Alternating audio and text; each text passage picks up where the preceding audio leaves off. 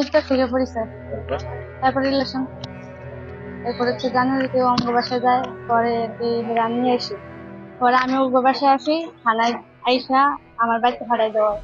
টিকটকে পরিচয়, বন্ধুত্ব থেকে প্রেম, অবশেষে বিয়ের দাবিতে গোপালগঞ্জের কোটালিয়াপাড়া থেকে চাঁদপুরের ফরিদগঞ্জে চলে এসেছে আরোহী নামের এক হিন্দু তরুণী। কিন্তু যার জন্য এসেছে সেও একজন মেয়ে, নাম ঋতু।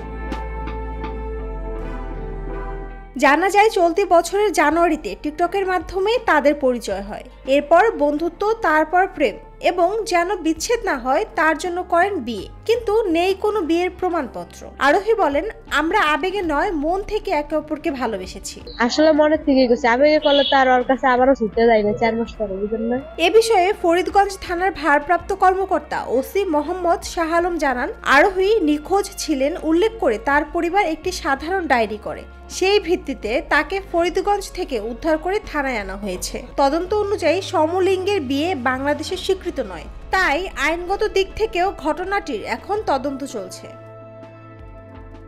নুসরাত জাহান শম্পা, নিরপেক্ষ নিউজ ডেস্ক।